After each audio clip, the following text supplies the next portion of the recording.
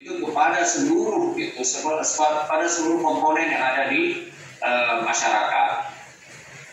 Pemda akan tentunya mempunyai tangan yang cukup kuat ya untuk melakukan sosialisasi ini sampai pada tingkat bawah, termasuk juga pada tingkat dewan maupun pada tingkat desa. Yang kedua adalah bagaimana melakukan koordinasi dengan segenap pemerintah kelurahan, kecamatan ini dalam mendukung ini, khususnya kalau saya lihat itu di PKPU itu ada terkait dengan izin domisili gitu. Nah ini harus betul-betul disosialisasikan kepada kelurahan maupun kecamatan ini untuk memperlancar itu prosesnya. Tidak boleh itu terhambat ketika itu ada partai politik itu yang mengurus terkait dengan izin ini, sehingga juga tidak menghambat juga pada saat proses pendaftaran kepada KPU. Apalagi dilakukan ini kan secara satu pintu, gitu. Pasti nantinya itu akan pada tingkat partai itu akan dilakukan secara berjenjang dari kabupaten ke provinsi ke pusat. Ini kalau misalnya ada satu saja itu yang terhambat, itu akan menghambat yang lain. Kemudian hal lain juga yang ini juga perlu dilakukan oleh Kesbangpol. Kita tahu Badan Kesbangpol provinsi maupun kabupaten kota ini mempunyai hubungan yang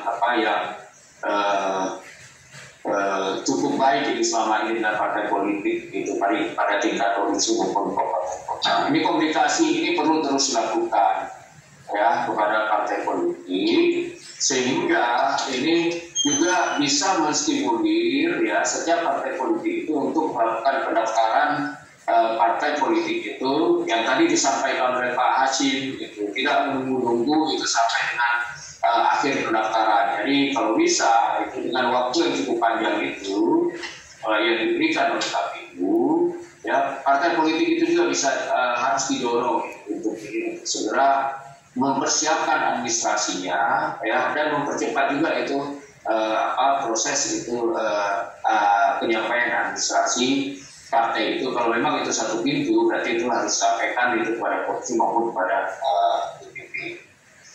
Yang terakhir yang juga saya ingin sampaikan pada kesempatan ini, Kesbangpol itu punya tanggung jawab untuk menjaga stabilitas politik dan ketertiban yang ada pada tingkat lokal. Oleh karena itu, ya tidak hanya mengurus ini terkait dengan partai politik juga, yang lebih penting lagi adalah menjamin penyelenggaraan pemilu dan pilkada itu lancar di setiap prosesnya. Oleh karena itu, energi dari Kesbangpol yang ada di provinsi maupun kabupaten kota itu harus dicurahkan itu mulai dari tahun 2022 ini sampai dengan tahun 2024 yang akan datang ini untuk menjaga kelancaran, keamanan, ketertiban dalam pelaksanaan proses politik ya yang ada di setiap wilayah, dan menjaga itu kondusivitas masyarakat ya, proses demokratisasi itu berjalan dengan baik, kemudian pendidikan politik masyarakat itu harus terus dilakukan ya, sehingga masyarakat itu menjadi sadar akan haknya di dalam politik ini. Apalagi nanti pada saat menjelang proses pemungutan suara yang akan dilakukan, apakah itu untuk pemilu maupun untuk pilkada serentak pada tahun 2024 yang akan datang.